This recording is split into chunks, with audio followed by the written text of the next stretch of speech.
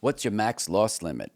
Every trader should have a max loss limit, both by the day, by the week, by the month, and even on a per trade basis. This way, you can manage your expectations. I first learned this from Paul Tudor Jones. And if you're watching this video now, we're going to be doing a live stream at 9 o'clock Pacific, 12 Eastern. And I'm going to talk about risk management and trade management. What do you do once you're inside the trade? And Paul, I think it was Paul Tudor Jones. And Paul, if you're watching, first of all, thank you very much for being here. But there was a time in his career where he said, I am not going to have a month where I'm down 10%. And so he managed his risk. He had to take risk, obviously, but the theory would go, and this is my interpretation of what that rule would mean, is that if you're 2 weeks into the month and you find yourself down 8%, and you know that you don't want to have a double-digit down month, you could do a couple of things. On one extreme, you can stop trading for the rest of the month, lock in your loss at 8%, and come back the next month and start fresh. This way, it's mentally okay, and financially, 8% is nothing really to cry over. If you were wanting to still trade and take all your signals because you can dig yourself out just by following your rules. You can't come and say, I'm going to dig myself out. The same trades that you put on that got you down 8%, okay, are the same rules you're going to follow to recoup the money. So we want to be careful when you say, like, you got to dig yourself out. There's nothing extra that you want to do. Don't start selling options and doing crazy shit, because that's stupid. You can't start taking flyers, which are trades that are outside your existing body of rules, because you want to alleviate the emotional discomfort that you have about being down 8%. Because then, so follow your rules, put your trades on. You can haircut your capital substantially. So if you had 100K and you're down to 92K, you can trade it as if you have 30K. Now, the key here is to not lose, right? So many people are like, well, but you're not going to make any money. That's not the point. That's the point over the macro term. But in the near term, you have to be much more agile and much more flexible. If you think you're going to, alpha male your way through the market, you're going to get scarred. You're going to get beaten up. Because that's all just macho bullshit, tough talk anyway. I'd like to see you try that. You're going to get killed. Anytime you come back and try to come in over the top and try to push your chips all in, because you're getting beat up at the poker table, it works against you. And the last thing you want it to do actually is to work for you, because then it teaches you a bad habit. And things like those people who play in Zynga poker, they get 10 million in chips in the first hand. They have 2-3 offsuit and they just push all in because they want the action. If you're that kind of trader, to me, you're not really a trader at that point. You're an addict. Like that's all emotional stuff. You're just looking for the emotional rush of making a big smash.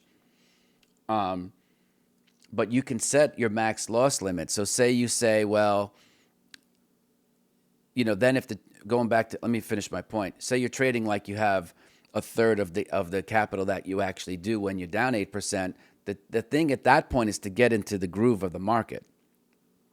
Like, what's not working? If you have one set of rules, one system, you want to stick with that, follow your rules, because you don't know that you just didn't hit a losing streak. That just happens to suck in the short run. But I've been there a million times, and I've kept trading. It wasn't my style to go to cash and to stop trading. It was more to take a big haircut on the capital and cut my notional values just so that I could stay actively engaged in the marketplace and try to work through a rough patch. And again, there's my bias. Like, what does rough patch mean? You're going to lose money. Why would you have to call that a rough patch? It's just trading. Trading is comprised of you adding and removing risk in your account. And those actions if you have a system with positive expected value, time after time, who cares what happens on any one particular trade? You have to let that go. Your job, as I see it every day, is to come to the marketplace and trade when you see your setup. And if you're just starting, you have one setup. You don't need 45 setups. Some of these online journal places have all these fields to fill in that if you're just starting, must be overwhelming. Because although it's kind of cool to probably have that all in one place, for me, I like to write it out with a pen. I'm not left-handed, but this is my left hand because the pen's over on the other side of the desk. So I think you start to think like, oh, all these fields I have to fill in, they must all be important. And the answer is no, they're not. You know, some pro traders that I know might not even be able to fill in all those fields. I know pro traders, perhaps myself included, where they couldn't pass even one of these funding challenges. So don't make up in your mind that just because you see all these fields that all of a sudden you have to fill them all in. If you're struggling and you can't get it right, your goal is to get consistent. The way to do that is to focus on one thing and put all your effort on that, into it. You see? Because the minute you go outside your rules, you open yourself to, because what happens is you take a flyer, you put on a trade that's outside your rules because you don't like the short-term results. Maybe you didn't have a loss limit for the particular time frame that you're trading, and now somehow that result has gotten inside your head. That's when you want to take the walk around the block. Turn off your screen and go walking because you're not in a good mental state. You have to come to the market knowing that if, you know, just from a street smart standpoint, you're there to take chances. You're there to take calculated bets. And sometimes they'll work and sometimes they won't. But if you stick with it, sooner or later you're going to catch one. You see what I'm saying? On the live stream, I'm going to actually show you how you can actually catch one with taking minimal risk, kind of like stealing second base without taking your foot off first, which is insanely difficult to do. Some people call it a free call option. But at the end of the day, it might be helpful for you to say like, okay, I have 100K. I have 2% that I'm going to risk for this particular week. So how many trades do I want to break that up into? 10, right? So then I have to risk $200. If I have 100K and I'm risking 2% on the week, I'll break that up into 10 trades just to get started. And then if I start making money, you know, I could maybe make some adjustments. So then I'm going to risk $200 on a trade. I don't know what it might be for you. Maybe it's $500. Doesn't really matter to me. The point is that you pick a number that you stick to it because that discipline is tied into consistency, right? Which is behavioral, and that's really what predicts how you behave. There's too much chatter out there about becoming a high-performance trader. Bitch, you're not even acting as a basic consistent trader. You can't worry about super performance. You can't do basic performance.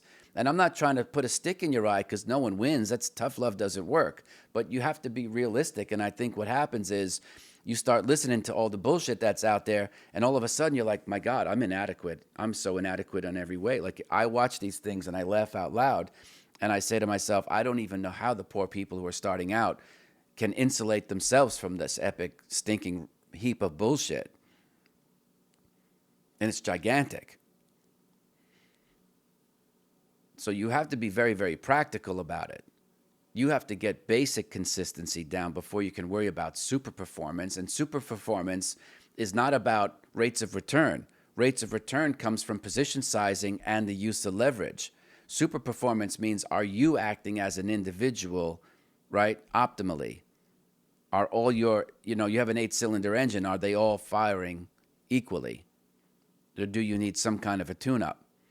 Very rarely is that super performance because, some idiot caught the Coco move. How hard was that, right? So at the end of the day, don't be fooled. Make your own definitions, first of all. Super performance is about optimizing your behavior because your behavior is what predicts what happens, not what happens in the market. This way, if you have, your max loss limit, you know kind of where the boundary is. So if you're down $1,600 and you had 2,000 for the week and it's Wednesday, what's the shame in taking Thursday, Friday off? They say winners never quit, but quitters never win, but quitters have more equity in their account when they know to take a timeout. And it's not humiliating, it's not emasculating, it's not embarrassing. You don't have to tell anybody. Just take a day to regroup. if you're getting too emotionally connected. Because I will tell you this, if you think you're going to, with no experience and no training, you're going to grind your way through, if you don't have good money management, you're going to give up all your money. Now, maybe you're rich and you could refund your account. Good for you.